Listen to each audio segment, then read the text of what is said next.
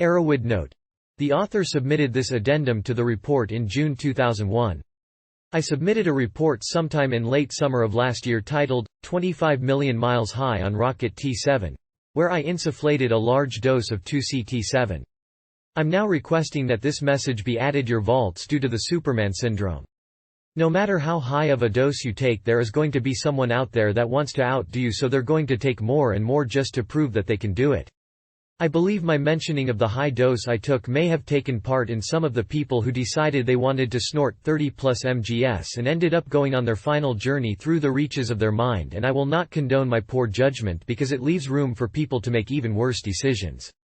I'll admit I do have a mild case of Superman syndrome myself, but research chemicals are not the place to exercise it, and I won't say I regret what I've done, but I do regret the example I've set. If you want to prove you're Superman, go do it with LSD or mushrooms, drugs that have been proven safe in extremely high quantities, not research chemicals. Too little is known about how safe research chemicals are to go above and beyond what you see as recommended. They are, after all, for research purposes. If you do decide you want to be Superman with them, though, just realize this: you're going to be the guinea pig that finds out how much it takes to kill you, so we know where our limits are. Wise up, people. Having something to brag about is not worth the cost of your life. And for the reason stated above, I believe is the reason why Shulgin tends to recommend a low dose. I think he realizes the Superman syndrome is very common within psychedelic users, and he wants to keep their expectations low, so when they decide they'll do more, then he recommends they won't go overboard. Very smart on his end. sirisO. This is a trip I had about a month and a half back. Forgive me if the details are a little hazy because it was a while ago.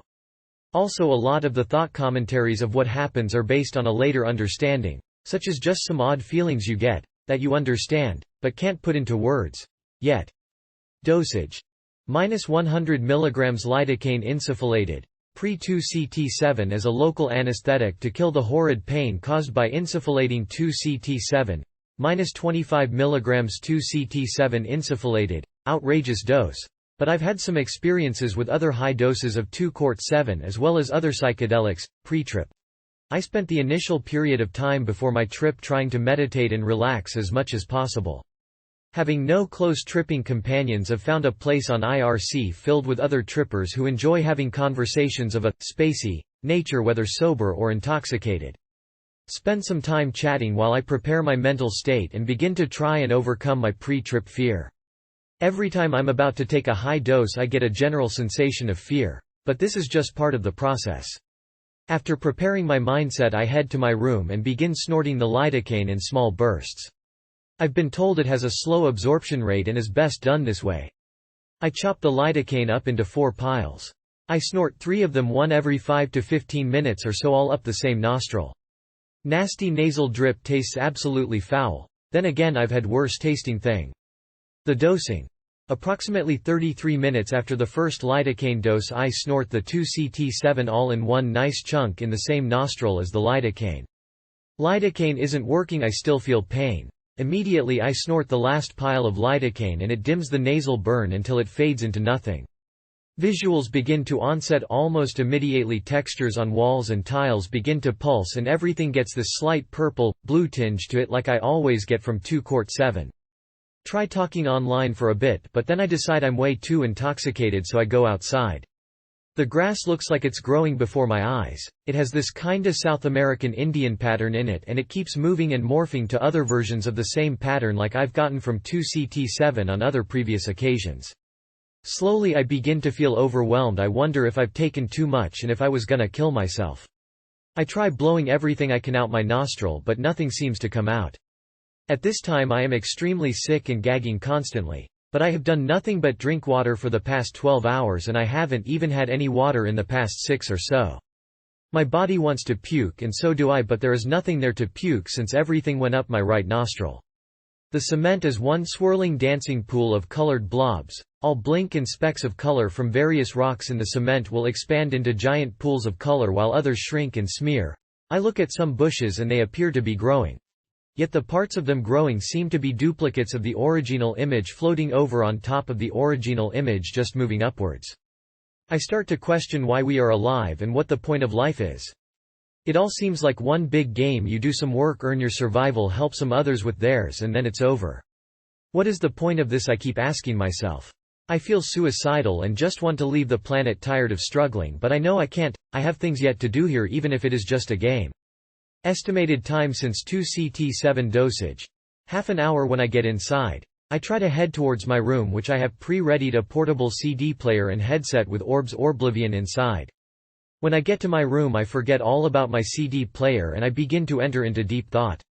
Nothing seems right. I'm never satisfied. I never have what I want or what I need, but I'm not working very hard to get what I want or need either.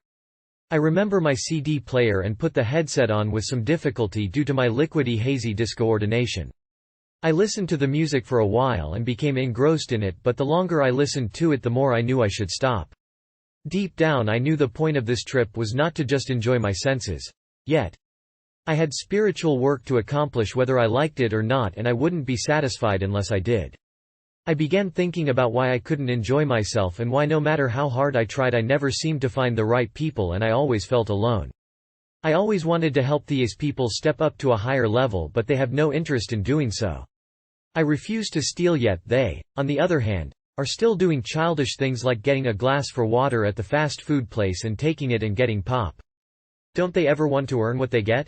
Does everyone have to have something for nothing, even if it's at someone else's expense, labor, and earnings? I drift in and out of thoughts, both very clear and very cloudly.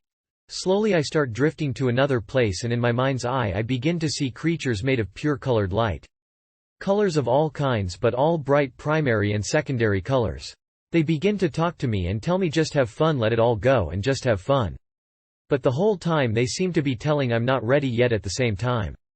This makes me even more determined that no matter what I'm going to let go and just have fun. It makes me think of the people around me and how they keep bringing me down to their level instead of me raising them up to mine. I just have to let them go and suffer loneliness until I become who I need to be and find the people who are right for me. The creatures are still trying to help me let go, but now they're telling me every time I start to make progress I let myself fall back down. I let myself do it and get sucked into one wrong thing or another, so I never make any progress. They keep telling me you have to do it, yet at the same time that I can't do it. I'm determined to do it. I tell myself to let go and be free and to go have fun. Every time I try to let go I feel a sensation I can't even describe, like I'm being scattered or unfocused. Or maybe it just seems too good to be true because I am so unused to it. There's a girl I have known for a period of time who I shall call JJ, has a troubled life, 2 abusive parents. She's a punk rock girl who always has brightly colored hair of some unnatural color in recent days. I always feel sorry for her and so badly want to help her, but I never know how to help her, and I don't think I can. On one side of my mind's eye there is Jay. And when I think about her it feels like angry dragons approaching me. I see a large angry green dragon and I see it as being associated with her. I see the sorrow in the dragon's eyes and know all evil comes from a pain-fear-anger cycle, although at the time I cannot put it into words, just understand. On the other side of my mind's eye there are all these beautiful light creatures who are so warm and open and filled with love. They each begin to take on symbolism of some form, like I saw the symbolism of the dragon, angry, sad dragon attached to Jay. They began taking on symbols like Egyptian symbols such as the Eye of Horus, symbols of my childhood such as Care Bears. They showed me faces of people who I knew in the past.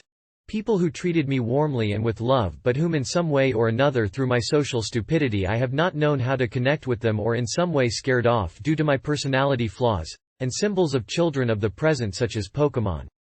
After taking time to witness both sides, it was a metaphor for my social life. I had to choose between trying to forever help those who did not want help, or to let go of them and enjoy my life with others who seek to enjoy theirs to the fullest. I choose to party with the creatures of light during my trip, and I had an incredible time. We began making music together and, depending on the creatures closest to me, the music would change depending on the unique personality of each of the creatures of light. The music actually sounded like their personalities being put through my ideas of sound and music, and then the two synergizing to create an extremely beautiful experience. I'm not sure exactly when, but sometime during this time I had turned the headphone up full volume and flung them aside, not really caring where they went, even though they weren't mine, thinking, it's just stuff. The music had stopped before the time I began making the music with the creatures of light. I'm not sure exactly when. The timeline here is kinda hazy. Estimated time since 2CT7 dosage. 2 to 3 hours. Some time passed during which I can't clearly remember what I did. I was probably just lost in a hazed psychedelic trance thinking, just enjoy the colors and spending time with the creatures. At some point, I noticed that it was beginning to get light out and I went to wake everyone up.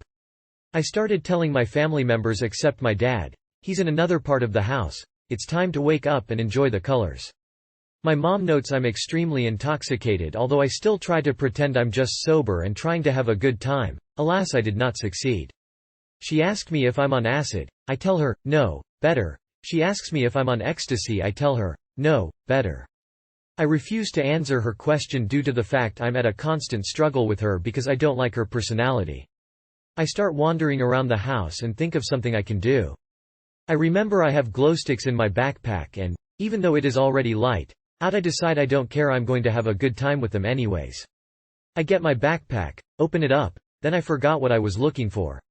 I asked everyone what I was looking for and they remind me it was my glow sticks.